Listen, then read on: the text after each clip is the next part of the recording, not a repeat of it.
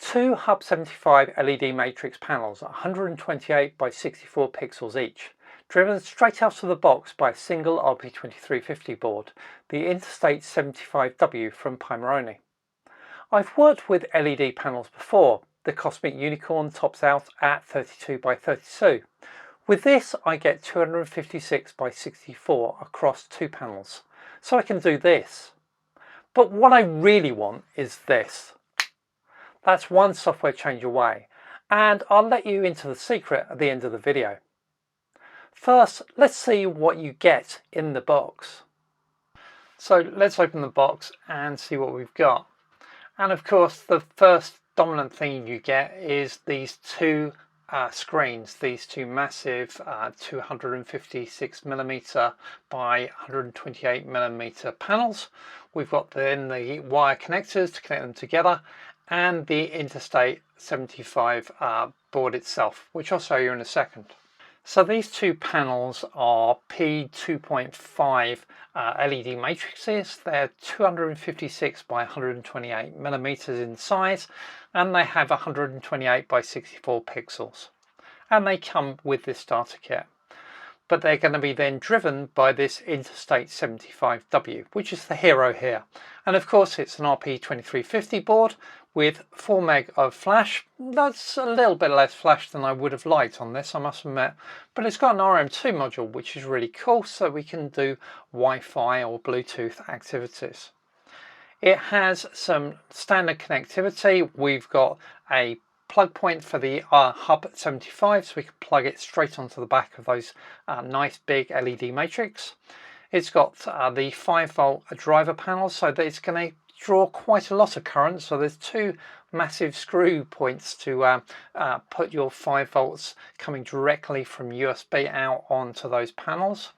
A QST socket if we need it, and 4 switches. So as well as reset and boot, we've also got an A and B switch, which if we choose to use them.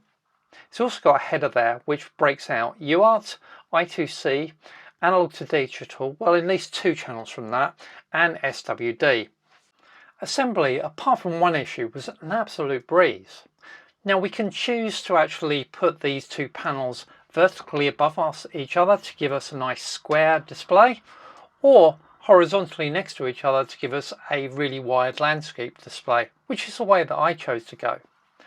And then our Interstate 75 just plugs straight onto the socket onto the back of the first of those displays. There's an arrow telling you what the input is and which direction signals is going to go, so it's important we plug that into the input, and then it then goes from the output of that panel into the input of the next panel. So that's how we connect panel A to panel B. Both panels need to have power, and there's a cable there to give you power capability, so we can put lots of power into these panels so that they've got full brightness of those LEDs. Now, the one thing that did stump me a little bit is there's lovely magnetic screws that they come with in order to go onto the back of these panels, but there's no brackets to actually connect the panels together in either the square or the landscape approach. So I actually had to design my own and 3D print them in order to get them to hold together nice and securely. So Pimoroni has a getting started project for us called the I-75 boilerplate, but it has a really quite complicated build process which only really applies to Mac or Linux machines. It didn't really quite work for me either, because I actually hadn't got Ccache installed, and without that actually the build won't actually work. Now it's really quite complicated because all it's actually doing, from difference from a standard Pico SDK install and build process, is bringing in this library pimoroni-pico. So it seems kind of overkill. But anyway, Pimoroni-pico is basically for us giving us two capabilities. It's giving us the Hub75 driver, which is what actually drives this Interstate 75, and it's giving us Pico Graphics, which is Pimoroni's own graphics library that allows them to do these nice little demos. This video is brought to you by WolfSSL and the lightweight SSL TLS library built for exactly the kind of hardware we're playing with today. When you're running a project on an RP2350 like this one, resources are tight, and WolfSSL is designed from the ground up for embedded systems. Small footprint, fast performance, and it supports all of the modern crypto standards you could actually want on a connected device. So if your next step after getting a cool display like this is pushing data to it over a network or securing a web endpoint on the Pico, WolfSSL is worth a look. They support a huge range of microcontrollers and RTOSes, and they've got a free download to get you started. Check them out at wolfssl.com, link in the description. Now, I went away and of course created my own little demos and experiments with this, and of course I'm sharing it with you. They're in this repo over on my GitHub account. So the first one I did is I rewrote their Pimoroni fire example just to put it into landscape, and that's exactly really all of their code with one line change. Then I wanted to do some scrolling text because actually I want to use this as a sign.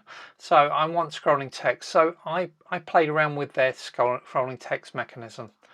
And I thought, hang on, there's an RMT module on here. I should check that out. So I did a little test to make sure that I could get the time for the SNTP modules and capability to just pull down the time from the internet. So if we have a look at my demo using the Pico Graphics library from Pimoroni on this board, well, all I'm going to do from a library point of view is pull in what I'm calling Interstate 75 in my CMake file, which is basically this Pimoroni Pico library. Here we go, here's the components of that library, because that library is quite extensive. We only need the I2C and iBus libraries, Pico Graphics and vectors, and the Interstate 75 driver itself. That's all I'm really going to need to pull in from there. So when I actually work with this, what I'm going to do is I'm going to create the Hub75. So that's the driver directly for this Interstate 75 board, and I'm putting it in 256 by 64 bit or pixel frame size. I'm then going to create a Pico Graphics surface or canvas that's basically the same size, and then I've got a little bit of code here to initialize it. There's a DMA callback function you need to run the library, because one of the first things we're going to do is actually start up this library. That's because Hub75 is going to need to constantly write back data to the screen, otherwise the screen will no longer display anything. So it's constantly using the processor to write to it, and that's triggered by interrupts based on setting that up. I set up some fonts, and then we can just write some text on there or measure some text so that I know how big that text is, because I'm going to basically just put this text on the screen and move it across the screen using this function here. So all I'm doing is just constantly moving it across the screen in a nice text scroll manner. And that's it. It is really simple to use, as long as we call the hub update at the end. So we take our canvas and we write that canvas onto the hub itself, onto the Interstate 75. We actually have easy graphics using Pimoroni's wonderful library. So let's summarize here. What do I really think? Well, the hardware. The screen is really responsive and nice and bright and great to work with. Assembly is really easy. Would have been nice to have some brackets though. The flash on this board I think is a bit too small at only 4 meg. I think I would like some more flash, please. And I think I'd like the option to add PSRAM on this as well. That would have made this ideal. So B, could do better. Connectivity, we've got QST, we've got useful headers, and we've got SWD. Now admittedly, in my work and my experiments, SWD didn't work, and I don't know why that is. So I do have a slight health warning that we've got SWD exposed here, but no Raspberry Pi debug probe or my own probes seem to be able to drive it. Kind of worrying. Libraries, really great driver here for working with these boards based on PIO. Really nicely done, absolutely. I give that an A. But then Pico Graphics, well, it's okay, but it's really quite difficult to make a compelling image using this graphics library. So I'm going to give that a C. Overall libraries, B, could do better. So the examples, well, actually Pimoroni on this are placing their effort into MicroPython, and I can see why. That's a wider audience. They really only have this little bootstrap project example, and the build process for it is, yeah, interesting. So yeah, I think could do better on that. So what's the verdict? Well, strip back to the schematic and you've got a Pico W equivalent here, plus two 74245 line drivers. End of story. Which means if that flash storage, lack of PS RAM or connectivity options don't fit your project, well, just build your own custom board. It's genuinely not going to be a big lift. The libraries, well, that Hub75 driver is the part worth keeping. Out of the box with Pico Graphics, I can do this. And for what this hardware can do, that's underwhelming. Which brings me to this secret. Swap Pico Graphics for LVGL, and now I can do this. Full build details are going to be in a follow-on video, coming real soon. If you don't want to miss it, and you want to help me get to Evolve 26, hit subscribe. Every view counts. My other LVGL videos are in the description.